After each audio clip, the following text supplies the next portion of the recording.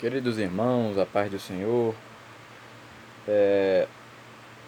quero aqui trazer mais uma reflexão da parte do Senhor Jesus que se encontra em 1 Samuel, capítulo 3, versículo 10, 11, a partir do 8.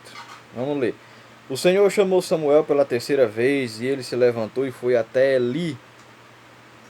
Foi até. O Senhor chamou Samuel pela terceira vez e ele foi até Eli. Estou aqui, o Senhor me chamou.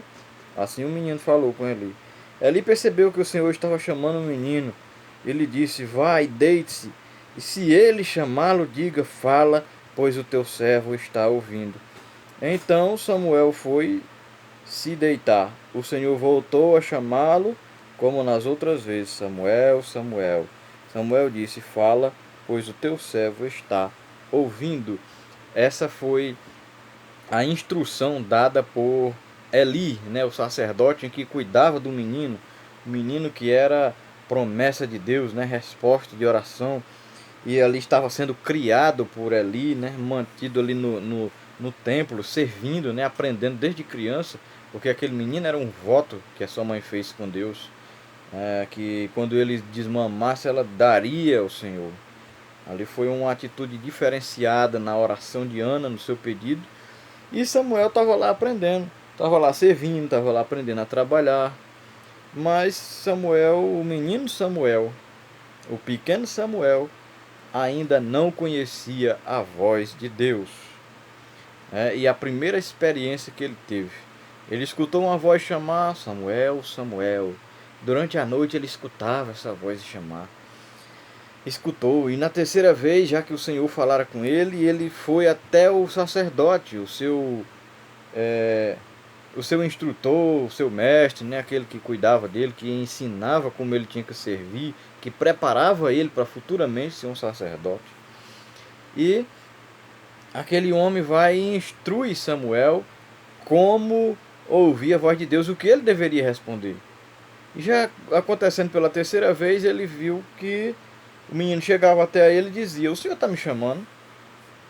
Não, eu não te chamei, vai te deitar. E ele tornava a ir deitar. Quando deitava, escutou a voz de novo, voltava. E nisso se repetiram 3 vezes. E na terceira vez, o sacerdote percebeu que essa voz não era uma voz comum que ele estava ouvindo, mas era algo de Deus. Ele disse assim: Samuel, vai deitar-te. E quando tu ouvir essa voz, tu diz assim: Senhor, fala que o teu servo ouve. Ensinou ele a ouvir a voz de Deus.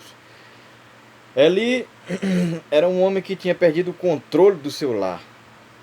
Os seus filhos, como sacerdotes, como homens que serviam no templo. Samuel foi criado no meio dessa bagunça toda que era a casa de Eli, uma verdadeira bagunça.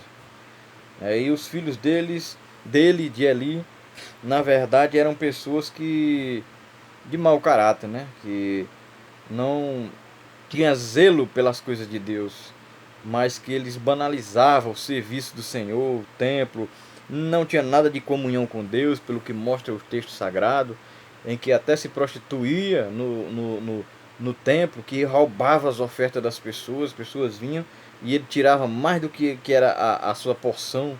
Ele, na verdade, eles escolhia, o sacerdote colocava um garfo lá na panela, o que viesse no garfo era, ele entendia que era a porção dele, que era a provisão que Deus lhe dava. Os filhos de Eli não faziam muito mais, tirava, ele mesmo é quem escolhia o que eles queriam, não enfiava o garfo lá dentro onde ficava a carne para tirar e o pedaço que viesse no garfo era dele, não, ele que escolhia.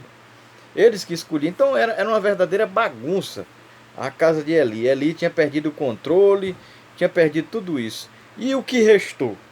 Restou apenas a experiência de um dia ter ouvido a voz de Deus.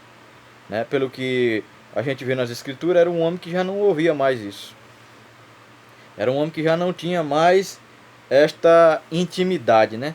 E aqui é o assunto que eu quero entrar. O perigo de nós confundirmos o trabalho na obra, fazer alguma coisa para o reino, para fazer alguma coisa em prol do reino, e ao mesmo tempo confundir isso com comunhão com Deus, que na verdade, não tem nada a ver com comunhão com Deus, né? Esse é o perigo, que nós não devamos cair nessa cilada em que caiu Eli, em vez de sabia trabalhar, mas não sabia mais ouvir a voz, né? Esse é que é o perigo. E muitas vezes nós pensamos que estamos ocupados fazendo alguma coisa, com algum serviço para o reino, e confundir isso com comunhão com Deus. Comunhão com Deus, vivência com Deus, vida santa, é totalmente diferente disso. Vai muito mais além. Não estou aqui desmerecendo o trabalho de ninguém que se esforce na obra de Deus. Só que o que você faz na obra não pode substituir a sua comunhão com Deus. Essa é a realidade. Que Deus em Cristo os abençoe. Deixe seu like, compartilhe esses vídeos para que chegue a muitas vidas, muitos corações. Que o Senhor abençoe sua vida.